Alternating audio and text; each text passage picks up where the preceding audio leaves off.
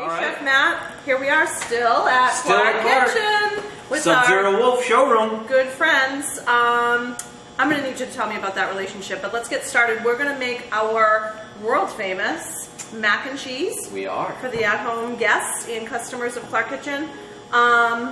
Question. We use truffle oil at Smith & Wollensky. We use some truffle oil and some truffle salt in our mac and cheese. But for kids at home, I know mine, they don't like it. Mine loves truffle oil. Of course, yours She's does. a little obsessed with it, but Of course. you know, not every kid does. Right. But everybody, adults, kids, we all love mac and cheese. It's like the ultimate comfort So food. comforting. Right. So comforting. So we're gonna make some. Yum. Right. So we're gonna start off with some butter. Because what did we say earlier? Butter makes everything better. Is better with butter. Oh, yes it does. Alright, so we're going to start off with some butter. Butter, a little bit of onion, a little bit of garlic. Right? Okay. We're going to sweat some onions in there. And basically this is like the ultimate cheese sauce. So not only could you use this for mac and cheese, You can use it for everything, you right? can pour it on every vegetable. This you cheese never sauce liked. can make one of my daughter's personal favorites, cauliflower cheese. Oh, yum. Right? So you like just blanch some cauliflower, cool it down, pour cheese sauce over it, throw it in the oven. It's delicious. Every right? vegetable. Everything. Every vegetable under Au the gratin sun. potatoes. Oh, please. Right? Like, who doesn't love a little au gratin potato? So we're gonna go with a little onion, Nice and minced, yeah? nice and minced, Okay. because we don't really want texture. So we're gonna let that kind of soften in there. We're gonna add a little bit of garlic. We're gonna add a little bit of flour to make some roux in there, right? Then we're gonna add our cream. At S&W, when we do it, we put a little bit of like a really, really reduced chicken stock in there for a little bit of additional more flavor. Okay. It's not necessary. We do it in the mac and cheese. This is something that is going to be purely kind of vegetarian, not Okay. vegan, but vegetarian. So we're going to leave the chicken stock out of this. Okay, okay.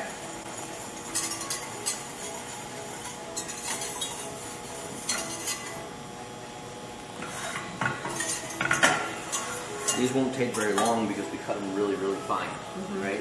Again, to your point, this is kid friendly, so we don't want any big chunks of onion or chunks of garlic. No, and We if your want- kids are ultra sensitive to that, you can hit this with like a little stick blender if you have one at home, yes. or like in your food processor, or in like a Vitamix style blender or something like that to make it totally smooth, and they won't know what's in there. Like the box version. Yeah, exactly. like Annie's mac and cheese. There you go. Once they eat this, they're never going to want Annie's again. Nice. That would be great news. Little garlic. Little garlic. Get your onion in there.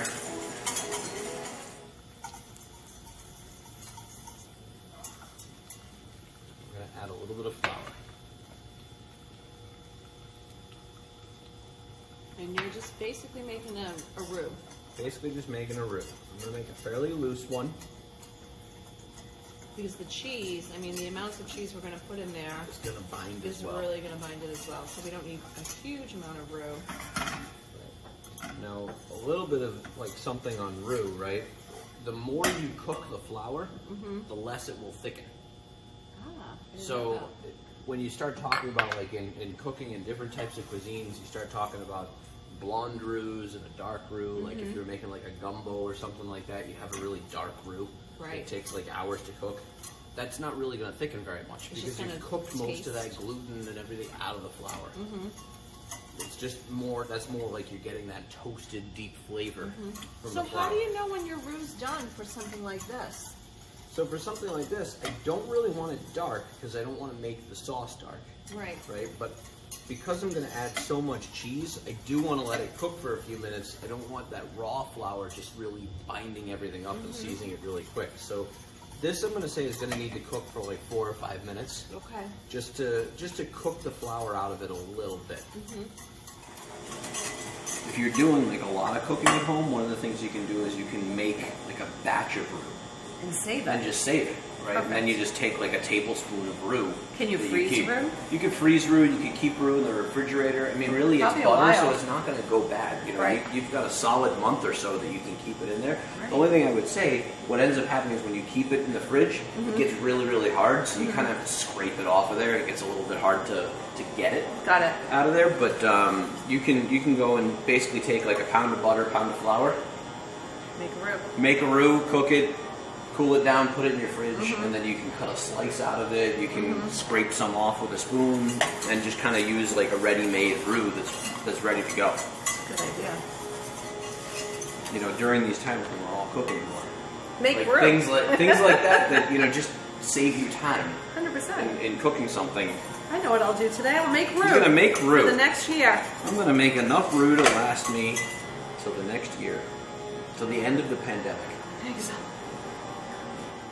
So So I can see it's changing its sort of texture, right? It's kind of, it almost is not coating the pan anymore or moving yeah, it almost away. looks like it's getting looser. Yeah. Right, so that's it kind of, that's it starting to cook out a little bit. So the flour at first bound the butter up completely, and now as it's starting to cook, it's loosening. So if I was making a dark roux for a gumbo, I would add a little bit more flour at this point. Okay. And tighten it back up again. Okay. Right, but again, I don't really want that in this instance. I just want that kind of loose, just enough to give it that back texture, and then I'm gonna thicken it the rest of the way with cheese. So here's where I always mess up. Am I going to do the milk first, or the cream first, or am I going to do the cheese first? The cream first. So, like the deal when working with a roux, right? You can always add either a cold roux to a hot liquid, Okay. or a cold liquid to a hot roux. Never you can't do hot and hot. You don't do cold and cold. Always Okay. one hot, one cold. Good to know. Good to know. So this is hot, So this is hot. So and we we're have allowed cold to cream. have cold cream, but we wouldn't want to preheat the cream. And you always want to make sure that you cook the flour out of it, right? So it's going to take about 15 minutes or so, 15-20 minutes to cook the flour out of your sauce. Okay. Otherwise, you get that kind of funny, Chalky. floury, chalky texture in your sauce, which nobody likes. Right, so, Does it have to be heavy cream? What if I want to lighten it up a little bit? if you want to lighten it up a little bit, you can use milk, but you'll probably need a little bit more roux Got it. because it's not thick to begin with. And you've got to be stirring while you do this. Yeah, because you don't want roux balls. Nobody wants roux balls. Nobody wants roux balls. Nobody wants roux balls. I got you. You did get me. I got you. You got me. Okay. All right, so that's going to have to come up to a boil before the roux does anything, Okay. right? And you just kind of eyeballed that, but you know I got a about how rough much idea. you know about how much roux. But if you're not sure, I know what I've done in the past. I've set, if I feel like I have a ton of roux, I've set some aside Exactly. in case I'm putting in too much liquid. So that's where that trick comes in, right? That you can have a hot liquid and a cold roux, which is a little bit easier to kind of understand the quantities, right? So make your roux, set it aside, let it cool down. Yep. Bring your cream up to a boil, and then start adding your roux Might a be little the bit better at way, a time, depending on how you're working. until you get that feel for it and you understand kind of how to eyeball it. That's an easier way. So I added a little bit of kosher salt and a little bit of white pepper to this. White pepper because we're working with the white sauce. White pepper, white sauce. The other thing is when you're dealing with something that is meant to be smooth and creamy and velvety, right? Black pepper has almost like the way it's built, it's almost like burrs on the outside of the actual pepper itself. Right. So they can tend to stick in your throat. And they do. Right, where white pepper doesn't have that because it's just the inside of the peppercorn, It's so it smoother. doesn't have that, so it's more Right. smoother. So, black pepper when you're seasoning the outside of a steak or something, you really want that like aggressive kind of Sure. flavoring, but white pepper when you're making a sauce is something that's going to be a little more delicate. Good to know. Notes to live by Chef Matt. That's it. Words to Words live by. to live by. Deep thoughts by Chef Matt. So we're going to bring this up to a boil. Okay. Let it simmer a little bit, and then we're going to add cheese. So for cheese, what I like to do, I make it a little bit more of like an adult version of a mac and cheese, so we get a little more creative with the cheeses rather than just, Gotta keep powdered everybody yellow happy. cheddar. Yep. Gotta keep everybody happy. So Exactly. We have some Parmesan, some Gruyere, Yep. and some aged white cheddar. Right, Yeah, so all my basically favorites. I use 2 parts white cheddar, 1 part Parmesan, 1 part Gruyere. Okay. When Could you when do I'm a making smoked Gruyere? it. You could absolutely do a smoked Gruyere. There's so many great cheeses that you could do in this. You could empty your cheese drawer, You could do a essentially. manchego in there. You could do like you could do a Gouda in there. Yep. You know, there's a lot of cool cheeses that you could do in this. This is something that seems to work for the kids, but also works for the adults. It's an everybody's happy It's an cheese everybody blend. mac and cheese. Absolutely. This is the everybody mac. Okay, so that's going to come to a boil. Right, it's going to come to a boil, which is pretty close to now. And then we're going to add cheese. And once we add the cheese, we're not going to do a whole lot to it, Okay. right? Because we want to leave the cheese almost a little bit like stringy, right? And this amount of cheese sauce is good for about 1 pound of dry pasta. Okay. Which we Right, have here. so what we have is, we cooked campanelli pasta. So they're like Yum. little trumpet shapes. So Holds the you, cheese. yeah, you want something that's going to hold sauce for this, right? So like traditional, obviously, like the box is elbow mac, Right. right? Again, it's got a tube, so it holds the sauce.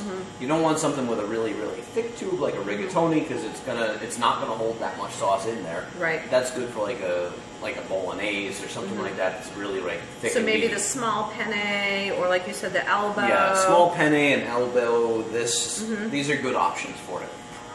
Got it.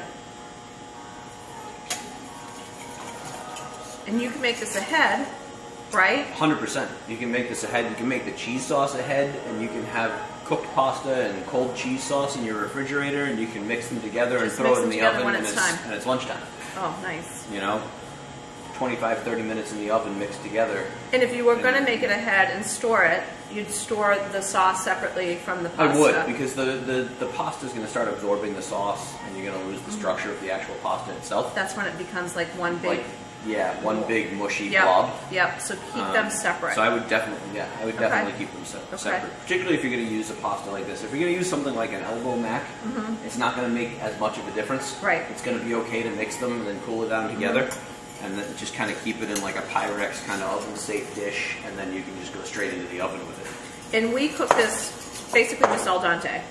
Correct. A little bit of olive oil. A little bit of olive oil to keep it from sticking together. When you're cooking pasta, one of the things that you want to do that I notice everybody makes a mistake on is not salting the water enough. Think about where like pasta originated. It's in Italy, right? It's in the Mediterranean. The water is salty. Yeah. Think that your pot of water should taste like the Mediterranean Sea. Oh wow, that's salty. Right. That's how Really your that's how salty. your pot of water should taste when you Okay. go to cook pasta. Okay. I'm happy to hear that. Because otherwise, you're not really going to get much salt into the actual pasta itself. So whatever amount of salt you're putting in your water for pasta, it probably needs to be doubled. Got it. I'm looking around for a spoon. That one.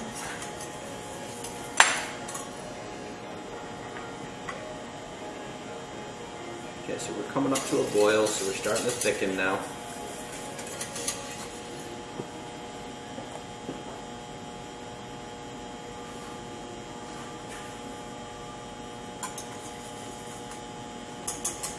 Now we're going to start with We're ready to some add our Parmesan. cheese. Parmesan. Or Gruyere. Gruyere. So you basically said 1 part of each of those and maybe 2 parts of the cheddar. Correct. But you really can kind of mix and match the way You you can see mix and fit. match. That's just the way, I kind of tend to like the mix. You know, Gruyere's great, got great melting. Parmesan's got some really good saltiness, nuttiness to it. And then who doesn't like cheddar, right? Right. So, I feel like you could just empty your cheese drawer to make oh, this totally. dish. I Just mean, whatever's in there. there's no real rules, right? Right. Anything goes. So then what I would do is switch the heat off.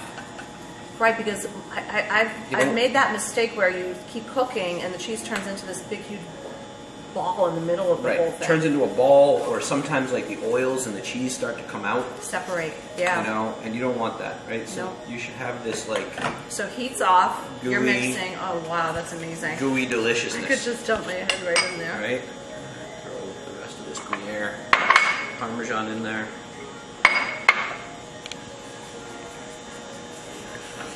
so good. That is the ultimate cheese sauce right Right. there. Now what we're gonna do is we're gonna give this a taste for seasoning. Just make sure we have enough salt, enough pepper.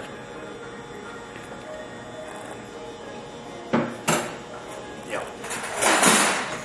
It's pretty ridiculous. Okay, now we're gonna go ahead and Woo! cheese it up.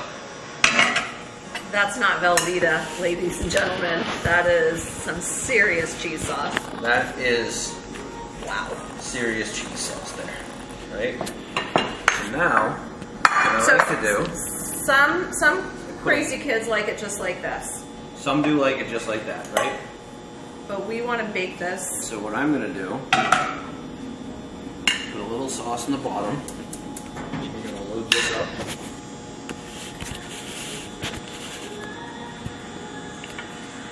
Wow. Could you grab a little bit more cheddar cheese for me? I would. I think I have some over there. Yeah. No, I gave it to you all. You gave it all to me? Oh, no, there it is. Right here. And what I like to do, I like to put a little bit more on the top, For a nice crust. right? And then we're going to take some crushed Ritz crackers for an old school feel, taking it retro. Yeah. Like the good old days.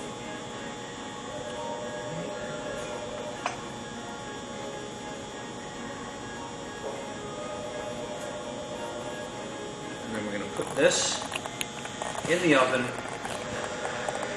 400, about 10 minutes. So, about 10 minutes later, 400 degrees, there's your mac and cheese. Old school style with the Ritz cracker crumbs.